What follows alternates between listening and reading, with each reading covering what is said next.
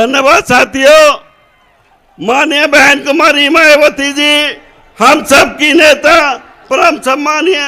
चुनावी जनसभा में इकट्ठा हुए बीएसपी के सभी छोटे बड़े पदाधिकारी एवं कार्यकर्तागण, आज आप लोग यहाँ अपने राजस्थान प्रदेश में विधानसभा के लिए हो रहे आम चुनाव में अपनी पार्टी के उम्मीदवारों के समर्थन में मुझे सुनने के लिए भारी संख्या में यहाँ इकट्ठा हुए हैं, तो उसके लिए मैं आप सभी लोगों का हार्दिक दिल से आभार प्रकट करती हूँ। और अब मैं सबसे पहले अपनी पार्टी के संबंध में ये कहना चाहूँगी कि हमारी पार्टी ये चुनाव आपके राजस्थान प्रदेश की अधिकांश विधानसभा की सीटों पर अकेले अपने बलबूते पर पूरी तैयारी व दमदारी के साथ लड़ रही है। अर्थात हमारी पार्टी ने इस चुनाव में या किसी भी पार्टी के साथ किसी भी प्रकार का कोई भी चुनावी समझौता आदि नहीं किया है। इसके साथ ही हमने बीएसपी से जुड़ने की तादाद को ध्यान में रखकर फिर उसी अनुपात में ही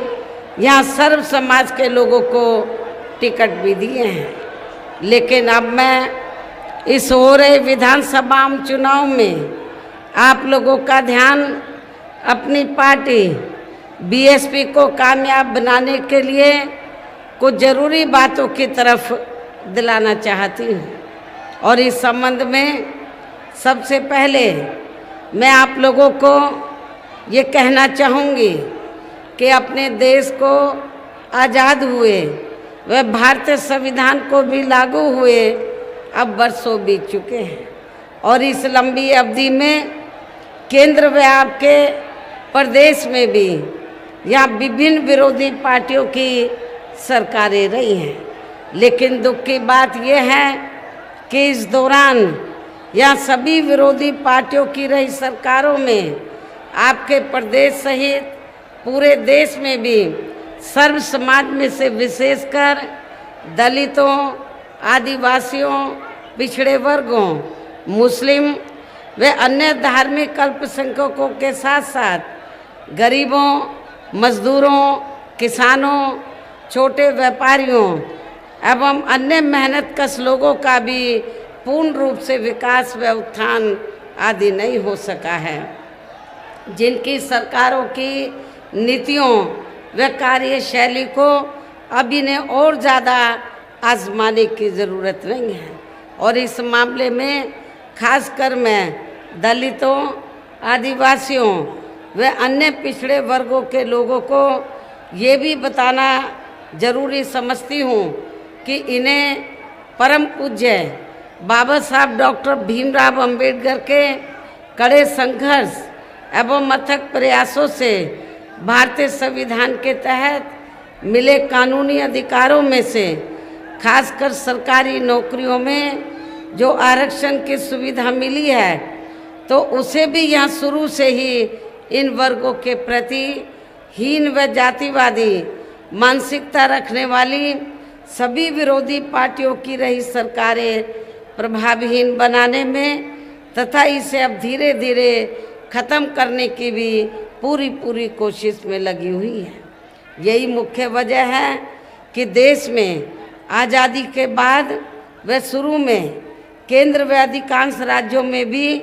काफ़ी लंबे समय तक सत्ता में आसीन रही कांग्रेस पार्टी ने और अब पिछले कुछ वर्षों से केंद्र एवं काफ़ी राज्यों में भी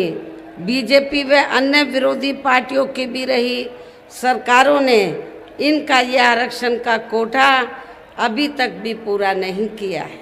पदोन्नति में आरक्षण को तो इन्होंने मान्य कोर्ट की आड़ में काफ़ी हद तक ख़त्म ही कर दिया है। और इस मामले में लगभग यही खराब स्थिति हमें यहाँ के राजस्थान प्रदेश में भी देखने के लिए मिल रही है। इसके साथ ही अब इन वर्गों के लोगों को प्राइवेट सेक्टर में आरक्षण दिए जाने की व्यवस्था किए बिना ही केंद्र व राज्यों में भी ज़्यादातर सरकारी कार्य यहाँ प्राइवेट सेक्टर के जरिए देश के अधिकांश बड़े बड़े पूंजीपतियों व धन्ना सेठों को ही दिए जा रहे हैं,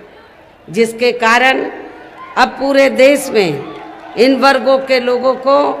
आरक्षण का बहुत कम ही लाभ मिल पा रहा है। और इससे अब पूरे देश में दलितों व आदिवासियों के साथ साथ अन्य पिछड़े वर्गों को भी